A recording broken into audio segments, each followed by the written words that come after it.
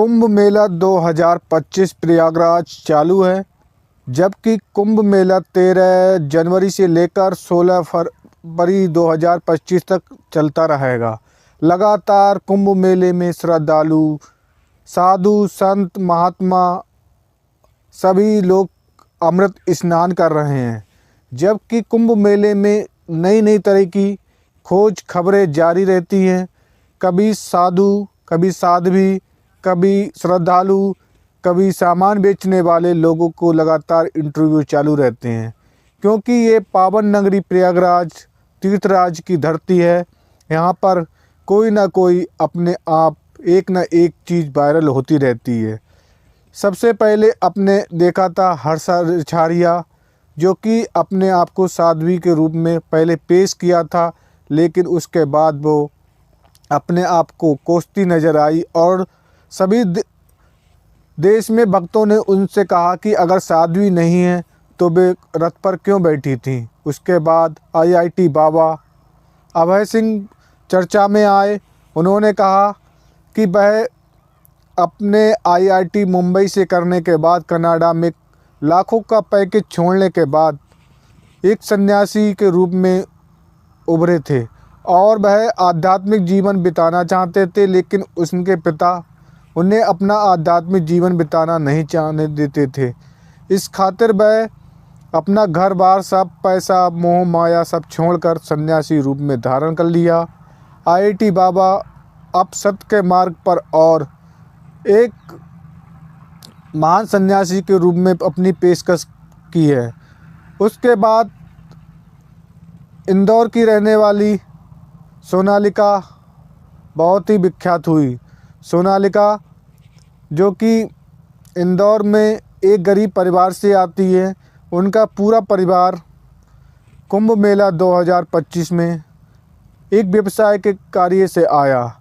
आज उनके पीछे बड़े बड़े यूट्यूबर, बड़े बड़े न्यूज़ चैनल वाले उनको जीना हराम कर रखे हैं।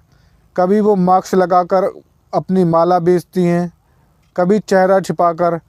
उनकी जान आफत में डाल चुके सभी मोबाइल कर्मी, मीडिया कर्मी उनके पीछे पीछे भागते हैं और उनसे कहते हैं बस 1 मिनट का समय दीजिए और हमें आपसे बात करनी है, लेकिन उन्हें अपना सामान बेचने नहीं दे रहे हैं।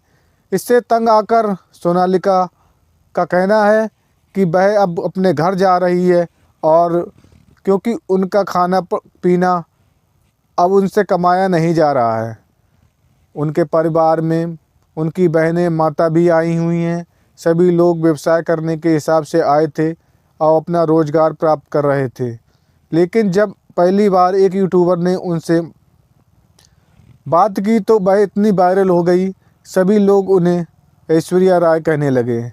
ऐश्वर्या राय जैसी आंखें दिखने वाली सोनालिका मूल रूप से मध्य प्रदेश की रहने वाली हैं और वह कहती हैं कि हर मेले में वे जाकर व्यवसाय करती हैं, लेकिन वह इससे और पहले भी मेले में गई थी, लेकिन वायरल नहीं हुई। अब वह वायरल हो गई हैं तो उनका आगे पीछे सभी मीडिया कर्मी उनका पीछा करते हैं और उन्हें सामान बेचने नहीं देते हैं।